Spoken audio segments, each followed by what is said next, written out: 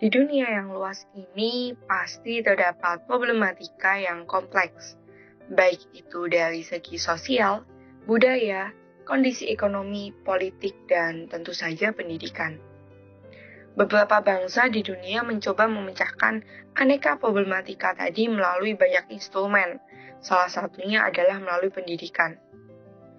Dalam proses meningkatkan kemajuan pendidikan, terdapat upaya-upaya untuk melakukan studi perbandingan atas negara-negara lain, terutama negara maju.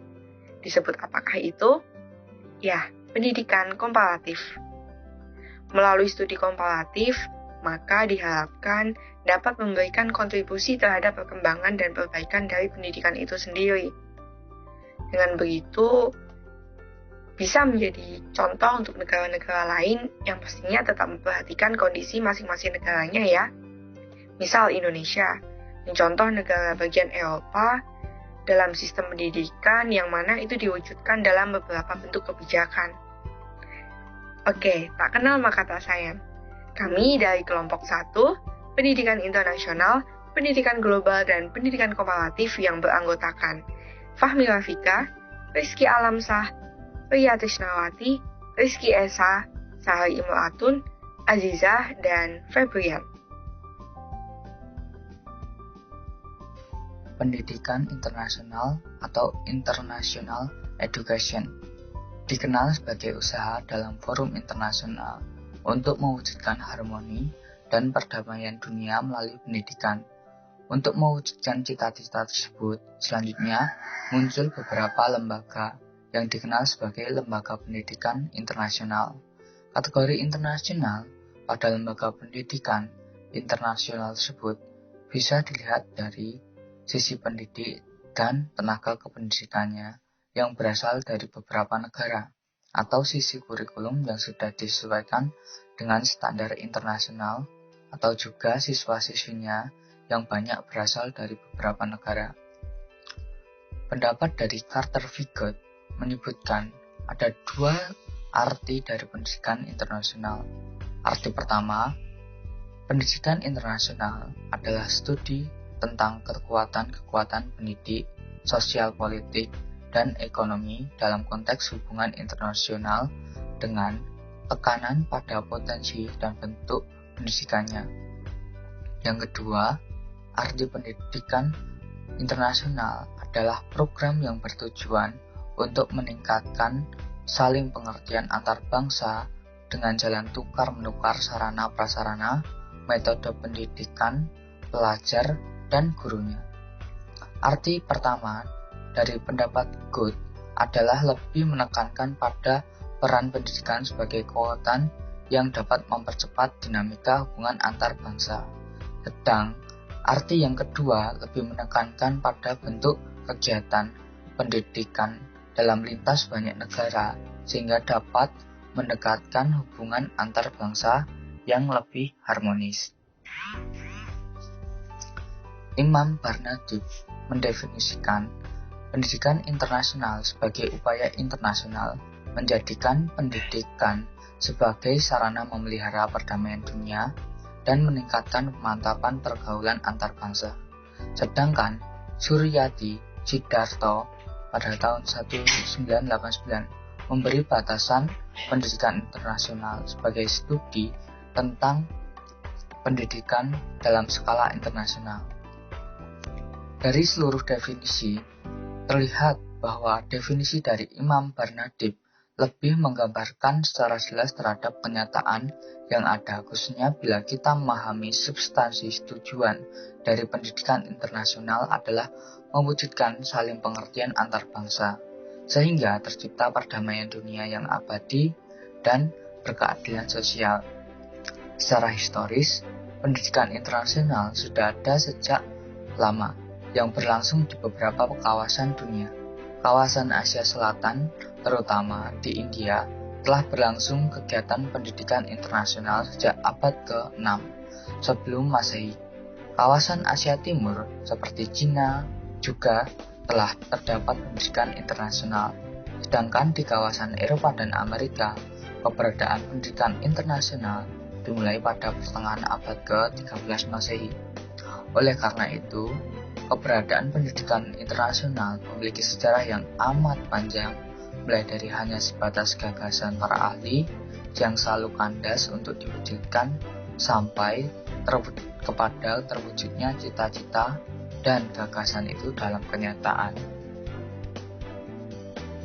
Pendidikan global. Menurut Supriya, bahwa pendidikan global merupakan upaya untuk menanamkan suatu pandangan tentang dunia kepada para siswa dengan memfokuskan bahwa terdapat saling keterkaitan antar budaya, umat manusia, dan kondisi planet bumi. Pada umumnya, tujuan setiap pendidikan sama, yaitu mendorong siswa berpikir kritis. Namun, dalam pendidikan global, fokus substansinya berasal dari hal-hal yang menyedia bercirikan pluralisme, interdependensi, dan perubahan. Pendidikan global merupakan suatu cara ataupun jalan untuk menyampaikan kepada peserta didik bahwa di dunia ini memiliki banyak perbedaan-perbedaan yang saling bergantungan satu sama lain yang tidak dapat dipisahkan antara satu sama lain. Dari beberapa ulasan, dapat diambil kesimpulan bahwa pendidikan global adalah jalan yang ditempuh untuk menanamkan pandangan tentang dunia yang memiliki banyak perbedaan yang saling ketergantungan satu sama lain yang tidak dapat dipisahkan. Dengan semakin berkembangnya studi pendidikan komparatif telah memunculkan studi baru, yakni pendidikan global atau global educational. Studi ini dikenal juga sebagai perspektif global atau global perspective. Pendidikan global untuk perspektif global, education for a global perspective, dan perspektif global dalam pendidikan global perspective in education. Ilmu ini bertujuan untuk menumbuhkan dan meningkatkan kesadaran sebagai warga negara di dunia agar tercipta ketertiban dunia dan perdamaian abadi. Pendidikan global membedakan dasar-dasar pemahaman dan kesadaran berupa cara pandang daur berpikir terhadap suatu masalah, kejadian atau kegiatan dari sudut pandang kepentingan global, bahwa manusia hidup dan kehidupan manusia itu di dunia adalah untuk kepentingan global yang lebih luas, seperti isu, fenomena, dan keadaan dalam masyarakat dapat dikategorikan sebagai masalah global bila ruang lingkup bobot dan upaya pemecahannya berada pada tingkat dunia. Pendidikan komparatif. Secara etimologis, pendidikan komparatif berasal dari kata pendidikan dan komparatif. Menurut Kamus Bahasa Inggris, Oxford Learner's Pocket Dictionary, kata pendidikan diartikan sebagai pembelajaran dan pelatihan. Sedangkan kata komparatif diartikan sebagai keadaan yang keterkaitan dengan usaha membandingkan. Kata komparatif berasal dari kata kerja bahasa Inggris to compare atau membandingkan, atau kata benda comparison atau perbandingan, sehingga komparatif diartikan sebagai sesuatu yang bersifat membandingkan. Oleh karena itu, pendidikan komparatif secara etimologis dimaksudkan sebagai ilmu yang mempelajari tata cara atau prosedur membandingkan dua atau lebih sistem pendidikan yang berbeda. Maka, tidak mengherankan bila istilah pendidikan komparatif sering diucapkan dengan istilah pendidikan perbandingan, karena keduanya memiliki pengertian yang sama. Beberapa ahli telah memberikan pengertian tentang pendidikan komparatif, antara lain E.L. Kandel dalam bukunya Comparative Education, yang mengartikan pendidikan komparatif sebagai studi tentang teori dan praktek pendidikan pada waktu sekarang yang dipengaruhi oleh bermacam-macam latar belakang dan merupakan kelanjutan dari sejarah pendidikan yang ditulis oleh William Brickman 1954. Carter V. Good juga mengartikan pendidikan komparatif sebagai lapangan studi yang mempunyai tugas untuk mengadakan perbandingan teori dan praktek pendidikan sebagaimana terdapat pada beberapa negeri dengan maksud untuk mengadakan perluasan pemandangan pengetahuan tentang pendidikan di luar batas negeri dalam Imam Barnadib 1994. Dari pendapat di atas dapat dicermati bahwa I.L. Kandel lebih menitik beratkan kepada objek yang perlu dijadikan studi, yaitu teori dan praktik pendidikan dengan aneka pengaruh latar belakang. Sedangkan Carter Vigood lebih menekankan pada tujuan studi, yaitu memperluas wawasan dan pengetahuan tentang keadaan pendidikan di luar batas negaranya sendiri. Kita dapat mencatat dua hal pokok yang menjadi fokus kajian dari studi pendidikan komparatif menurut pendapat I.L. Kandel dalam Imam Barnadib 1994, yaitu yang pertama, objek utama studinya berupa teori dan praktik penyelenggaraan pendidikan yang sedang berlangsung sekarang, bukan yang telah terjadi atau akan terjadi. Kedua, faktor-faktor lain itu di luar objek utama, tetapi mempunyai pengaruh amat kuat terhadap objek utama perlu diperhatikan. Yang perlu diperhatikan yaitu faktor sosial, faktor ekonomi, faktor politik, ideologi, dan faktor budaya sebagai intangible factor.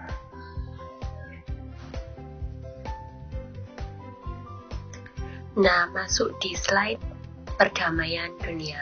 Jadi, sejarah dunia itu memang diwarnai dengan persaingan antar bangsa dalam menguasai aneka aset strategis dunia, baik secara geografik, geoekonomik, maupun geopolitik, dengan aneka cara seperti militer, politik, dan ideologi yang tidak jarang menimbulkan konflik.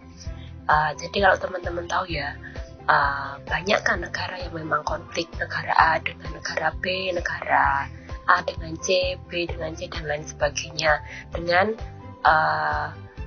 masalahnya masing-masing. Makanya muncul inisiatif untuk menciptakan perdamaian yang dijembatani oleh PBB gitu teman-teman. Cita-citanya sama, yaitu mendapatkan perdamaian dunia gitu. Sejarah pendidikan internasional dan sejarahnya di banyak kawasan. Yang pertama, pendidikan internasional di Eropa dan Amerika. Kawasan Eropa sudah mengenal pendidikan internasional sejak abad ke-13 Masehi, namun masih sebatas ide dan cita-cita.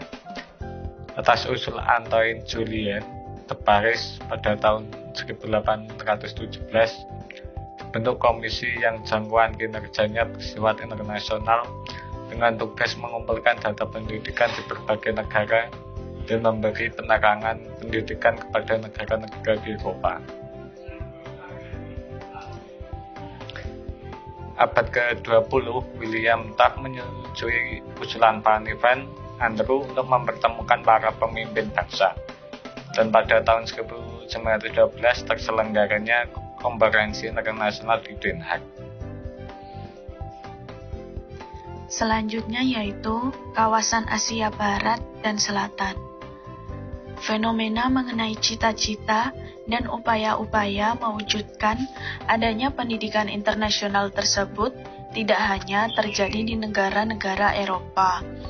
Jauh sebelum itu, di beberapa negara Asia juga telah diupayakan mewujudkan pendidikan internasional. Pada tahun 830 Masehi telah berlangsung pendidikan internasional di Baghdad, Irak, seperti di Universitas Baitul Hikmah, dengan kegiatan utama melakukan studi dan menerjemahkan naskah-naskah klasik Yunani dan memberi pengajaran bermacam ilmu kepada pelajar dari penjuru dunia. Pada tahun 600 sebelum Masehi sampai 250 Masehi telah berdiri Universitas Takshila di India yang mengkaji dan mengajarkan ilmu para masa sastra Sanskerta dan bahasa Persia. Oleh karena itu, letaknya yang strategis, yakni di bagian utara India, maka kedua universitas ini banyak dikunjungi para mahasiswa dan pengajar dari negara-negara lain di Asia seperti Cina, Tibet, Korea, Sri Lanka, Jepang, dan Indonesia. Bahkan, Kaisar Iskandar yang pernah berkunjung ke Universitas Takshila dan tokoh-tokoh Cina seperti Fahian, Hunsang, Itsang pernah bermukim dan belajar di Universitas Nalanda.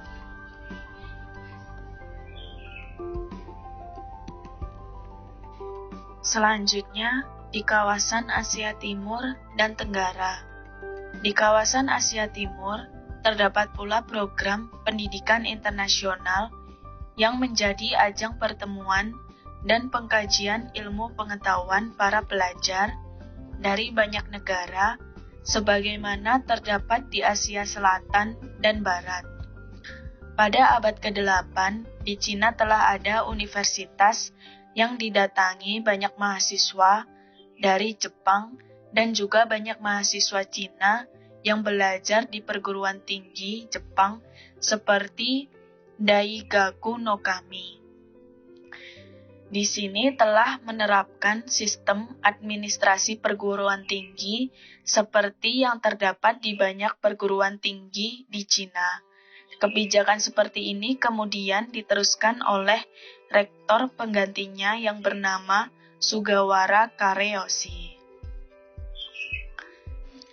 Yang pertama, Tropical Biology yang berpusat di Bogor, Indonesia. Yang kedua, Central Coordinating Board for Tropical Medicine yang berpusat di Bangkok, Thailand. Yang ketiga, Regional Center for Science and Mathematics yang berpusat di Penang, Malaysia. Yang keempat, Southeast Asian Research Center in Agriculture yang berpusat di Los Banos, Filipina. Yang kelima, Regional English Language Center yang berpusat di Singapura.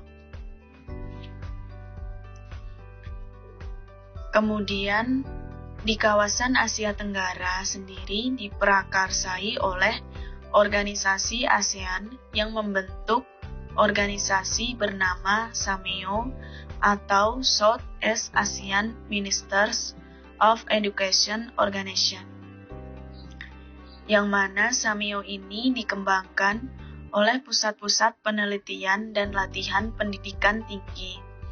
Paling tidak, ada 6 lembaga yang dikembangkan sebagai pusat penelitian dan pelatihan, yaitu selanjutnya di sini ada pengembangan pendidikan global. Pendidikan di era global memiliki peranan penting dalam sebuah pelaksanaan sebuah pendidikan. Jadi pendidikan saat ini itu hendaknya berlandaskan dengan perkembangan zaman yang ada, sehingga membuat proses pembelajaran lebih maju dan sistematis. Hal ini juga membuat siswa menjadi lebih melek akan teknologi. Bagi pemerintah, pendidikan global dapat dijadikan sebagai sebuah perbandingan untuk membanding sistem-sistem pendidikan yang ada di dunia. Jadi, selain menghasilkan output yang melek teknologi, pendidikan global juga berfungsi untuk membanding sistem pendidikan yang ada di dunia, sehingga pendidikan kita akan lebih maju daripada sebelumnya. Selanjutnya di sini ada urgensi pendidikan global di era globalisasi. Pendidikan pada saat ini tuh dihadapkan pada sebuah ciri utama, yaitu yang pertama adalah kemajuan ilmu pengetahuan dan teknologi atau IPTEK. Kemajuan ilmu pengetahuan dan teknologi ini di semua sisi di era globalisasi ini, mulai dari ekonomi hingga pendidikan. Teman-teman tahu bahwasanya sekarang ekonomi di era globalisasi ini bukan sekedar jual beli ya teman-teman, namun jual belinya kayak sudah di-upgrade. Misal teman-teman udah tahu tentang cryptocurrency, kemudian ada NFT dan lain sebagainya. Kemudian kemajuan iptek ini juga berdampak pada perkembangan pendidikan. Nah, pendidikan sekarang itu harus mengimbangi dan harus melek akan ilmu pengetahuan dan teknologi. Karena pada era ini, jika kita tidak mengikuti ilmu pengetahuan dan teknologi dan hanya mengandalkan praktek pembelajaran secara tradisional, kita akan tertinggal seperti itu. Semakin banyak tahun yang kita kejar daripada negara-negara lain, semakin kita tertinggal juga kalau kita masih menggunakan pembelajaran secara tradisional. Nah, selanjutnya adalah dunia tanpa batas. Nah, sekarang ini dunia sudah tidak ada batasan-batasan ya antara negara satu dan negara lainnya. Nah, ini membuka kemungkinan bahwasanya pendidikan ini bisa dikomparatifkan atau dijadikan sebagai studi kasus, studi pembanding gitu teman-teman sekalian terhadap sebuah permasalahan pendidikan di sebuah negara. Nah, tentunya negara kita bisa berkaca daripada negara-negara yang memiliki pendidikan yang lebih bagus. Misalnya negara Finlandia bisa dijadikan contoh dan negara-negara lainnya. Tentunya dengan adanya dunia tanpa batasan ini bisa menjadikan referensi dan tidak untuk meninggalkan identitas budaya kita seperti itu. Nah, selanjutnya adalah kesadaran HAM meningkat. Nah, di zaman sekarang yang notabene mahasiswa dan siswanya didominasi oleh generasi Alpha dan generasi Z ya kawan-kawan sekalian. Tentunya pendidikan juga harus khususnya ya pendidikan Indonesia sudah harus berbaur dengan generasi tersebut. Generasi tersebut sudah melek akan HAM. Nah, pada zaman sekarang ini bukan saatnya untuk guru mencubit, mempukul lagi siswanya, karena sekarang ini pendidikan formal sudah dibedakan dengan pendidikan militer. Nah, jadi untuk pengajar pun diharapkan untuk melek akan kesadaran hak asasi manusia ini. Bukan hanya soal kekerasan, tetapi soal ini juga teman-teman, soal tentang pembagian waktu untuk pembelajaran seperti itu. Misal pembelajaran terlalu memporsir dan tidak ada waktu istirahat. Nah, jika berbicara tentang komparatif, bisa dijadikan contoh pendidikan dari Finlandia misalnya. Jadi setiap 45 menit pembelajaran, biasanya di sana akan diberi break selama 5 menit. Fungsinya untuk merefresh otak. Seperti itu juga merupakan hak asasi manusia. Nah, selanjutnya adalah masyarakat yang berkompetisi. Di era sekarang, di era globalisasi, pendidikan global juga ditandai dengan masyarakat yang berkompetisi seperti itu. Jadi adanya kompetisi yang tinggi di antara masyarakat. Tentu saja, jika masyarakat berkompetisi, otomatis pendidikan di dalamnya juga akan berkompetisi seperti itu. Nah, selanjutnya adalah pendidikan global memiliki banyak tantangan yang harus dimulai dengan beberapa langkah sebagai berikut. Nah, langkah yang perlu diambil adalah yang pertama adalah pendidikan harus dapat melahirkan sebuah hasil yang berkualitas. Nah, jadi output yang dihasilkan oleh pendidikan itu harus sesuatu yang berkualitas.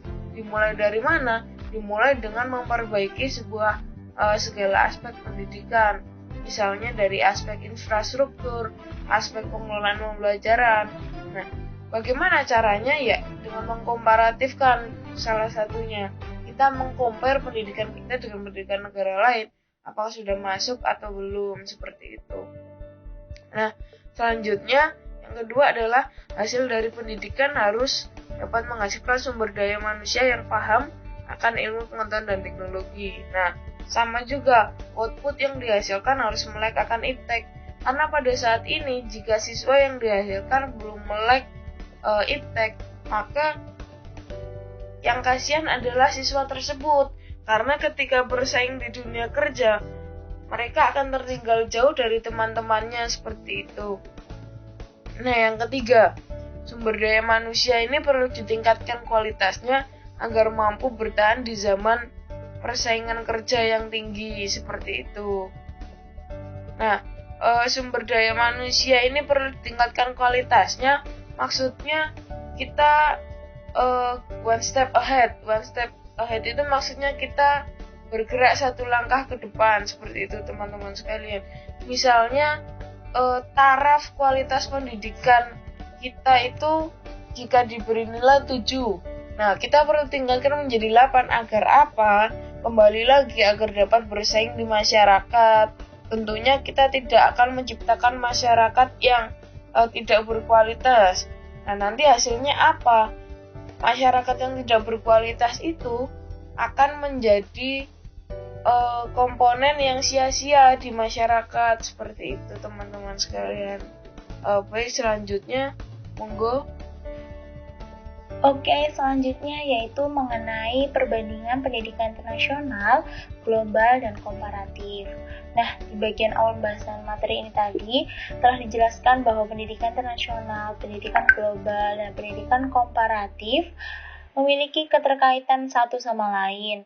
Salah satunya keterkaitan ketiganya, yaitu terletak pada orientasi dari masing-masing mereka yang berujung pada terwujudnya perdamaian dunia.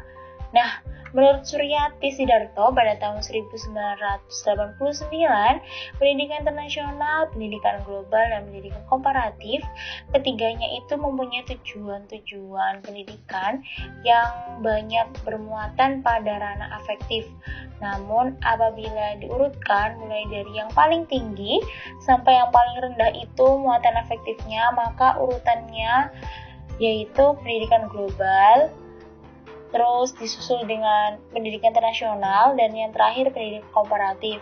Namun, adapun pendapat lain dari urutan muatan kognitifnya, menurut penulis itu terbalik, yaitu dimulai dari yang teratas ditempati oleh komparatif, kemudian internasional, dan yang terakhir pendidikan global. Nah, pada praktek pembelajaran di kelas, itu dapat dicontohkan penanaman afektif kepada siswa sekolah dasar melalui pendidikan global. Atau yang dapat kita lihat dalam ringkasan dari tulisan Carlotte C. Anderson dengan judul Global Education in the Classroom, dengan beberapa modifikasi yang dibuat penulis. Kalian dapat melihatnya dalam buku tersebut ya teman-teman.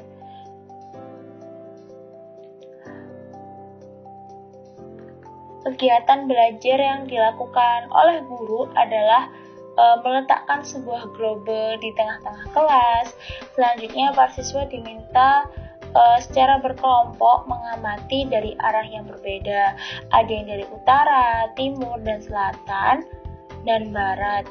Ada juga kegiatan lain seperti mengamati dari arah bawah atau atas, pengetahuan tentang gambar peta, dan lain sebagainya.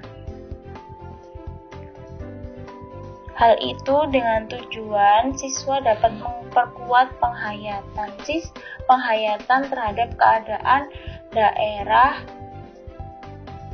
tersebut, dan guru dapat menceritakan kehidupannya masing-masing serta diamati oleh peserta didik.